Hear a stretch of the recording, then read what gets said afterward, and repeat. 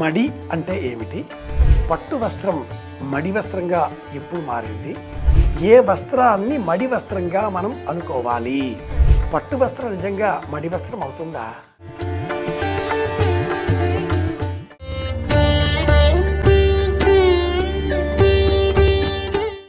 ఆధునికంగా ఆలోచించేటటువంటి వారు పట్టు పురుగులను హింసిస్తే దారం లభిస్తుంది,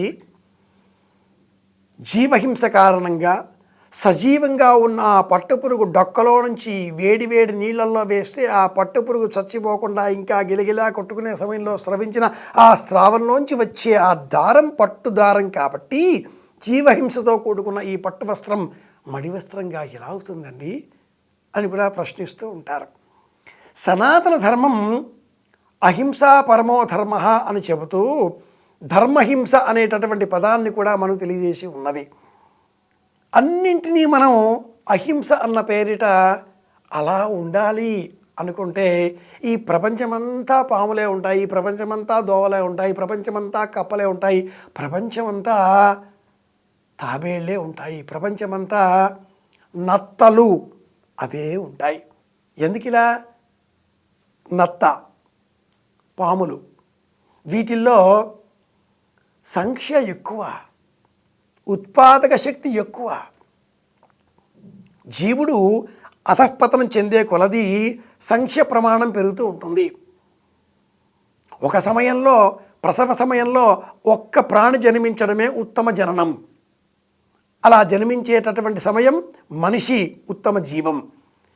గావ్ చిచి హిందీ వచ్చేసింది.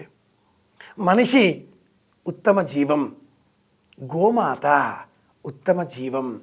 అందుకే మనవారు గోమాతను దేశమాతతో సమానంగా గౌరవించాలి, నమస్కరించాలంటూ ప్రబోధం చేశారు.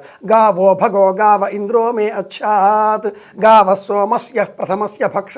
గోసూక్తాన్ని కూడా ఇలా తెలియజేశారు.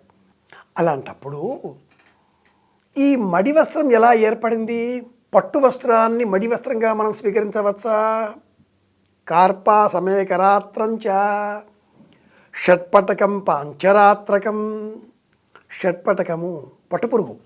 ఆ పట్టుపురుగులో నుంచి సేకరించిన దారం ద్వారా సిద్ధం చేసిన పట్టు వస్త్రంతో మనం వేరుగా ఒక పూజ దేవతారాధన, విశేషంగా నేను ఒక దీక్షలో ఉన్నాను అని చెప్పడం కోసం 5 రోజుల మట్టుకు ఆ వస్త్రాన్ని మనం ఉతకకుండా వినియోగించవచ్చు.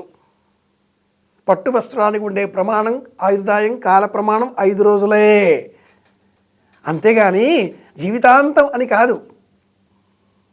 అలాగే కాటన్ నూలు వస్త్రం శ్రేష్టమైన మడి, తడిపి ఆరవేయాలి. పొడి వస్త్రం ఒక్క రోజుకు మడి. ధావళి గొర్రె పొట్టేలు, ఉన్ని అన్న ఆ పదార్థంతో సిద్ధం చేసిన వస్త్రం ధావళి. ఆముకంచ సదా శుచి, ఇది ఎల్లప్పుడూ శుచిత్వంతో ఉంటుంది. అసలు మడి ఎందుకంటే అగ్నిశుచి వ్రతతమశుచిర్వి ప్రశుచి కవి అని వేదధర్మం బోధిస్తుంది.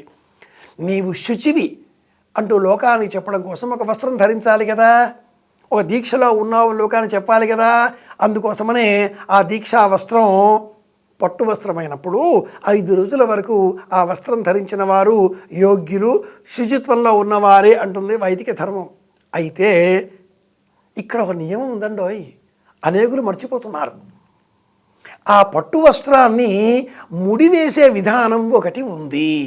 కుచ్చిళ్ళు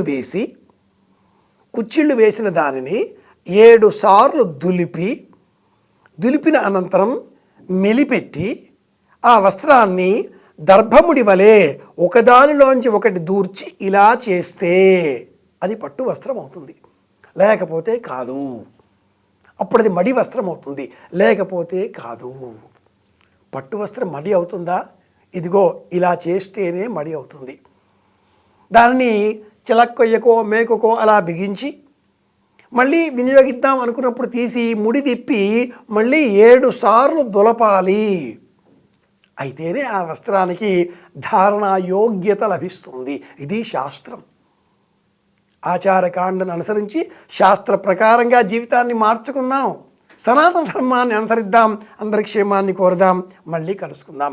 నేను మీ వెంకటరమణ శాస్త్రి గారి పెద్దబ్బాయి కాకునూరు సూర్యనారాయణమూర్తి. శ్రీరామ జయం.